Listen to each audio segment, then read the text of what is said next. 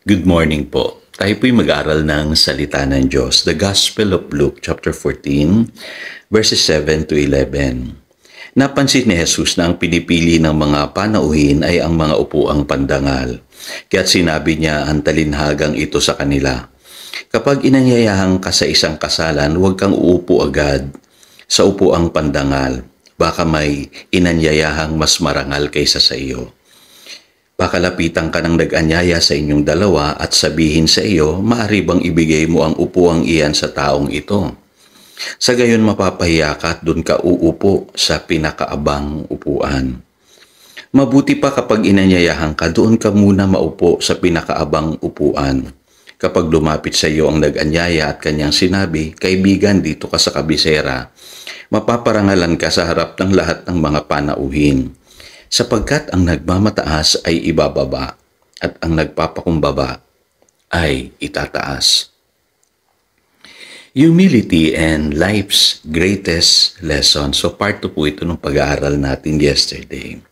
Ako po'y naniniwala na dito po sa talinhagang ito, ang Panginoong Hesus po ay hindi lamang nagtuturo ng proper etiquette kapag tayo po ay dadalo sa isang handaan. Nagtuturo po siya ng isang lesson na napakahalaga sa buhay na ito na dapat matutunan po ng lahat ng tao. Kasi karamihan po sa atin, pipiliin natin yung pong upuang nakalaan para do sa mga taong inimbitahan na marangal.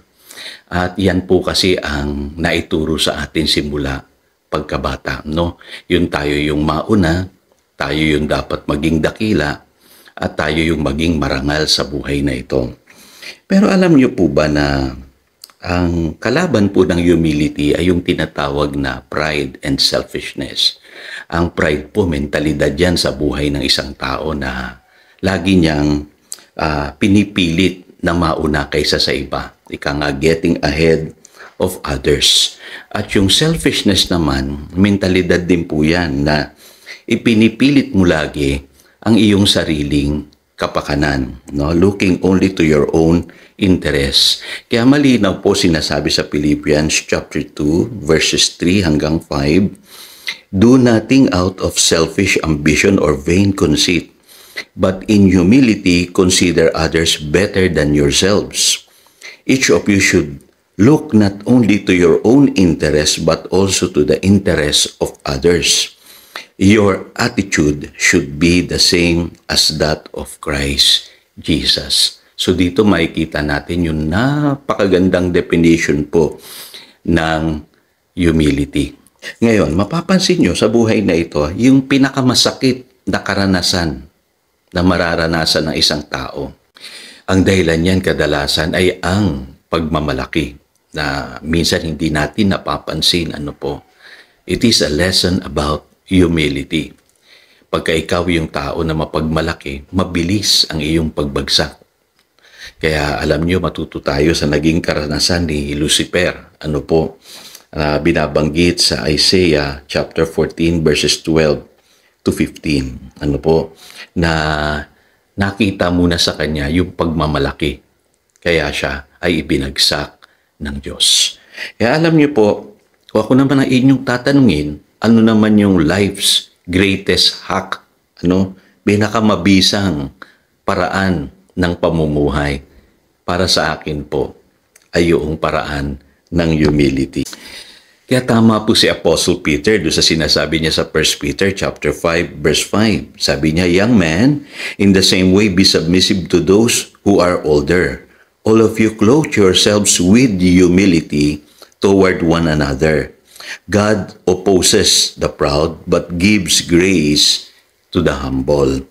Sabi sa verse 6, humble yourselves therefore under God's mighty hand that He may lift you up in due time.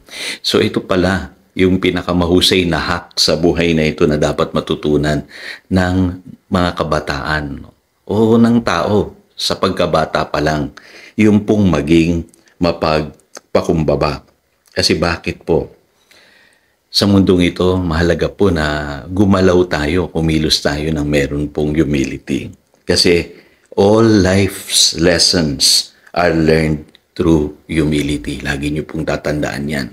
Walang leksyon sa buhay na hindi mo matututunan sa pamamagitan ng humility. Bago tayo maging teacher, kailangan estudyante muna tayo, no? Bago tayo maging boss, kailangan empleyado muna tayo. Bago tayo umangat sa buhay, kailangan magsikap muna tayo. At wala pong shortcut doon. Ano po? Lahat po pagdadaanan natin yan, maging sa spiritual. Hindi tayo pwedeng maging tagapagturo kung hindi naman tayo magiging disciple muna. Kaya hindi po natin mababypass or mamamanipulate ang promotion. Lagi niyong tatandaan. Ano po? Lahat po ng proseso sa buhay, matututunan natin yan sa pamamagitan ng pagpapakumbaba. Ngayon malinaw din na sinasabi ng Biblia, God opposes the proud. Kung gusto mong maging kalaban ng Diyos, maging mapagmalaki ka. Napanood natin ngayon sa mga balita na ang dami pong taong pumabagsak dahil po sa kanilang pagmamalaki. At panghuli, makikita po ninyo na yung biyaya pala ng Diyos, no, yung grace ng ating Panginoon ay para doon po sa mga mapagpakumbaba. At madidiscover po ninyo na ang biyaya po ng Diyos ay naririyan lamang kung tayo po ay mapagpakumbaba. Kaya para sa akin po, ang life's greatest hack ay yung pong humility. So again, ito si Pastor Jojo, nagpapaalala upang daluyan tayo ng pagpapala, manatili tayo sa kanyang salita. Good morning!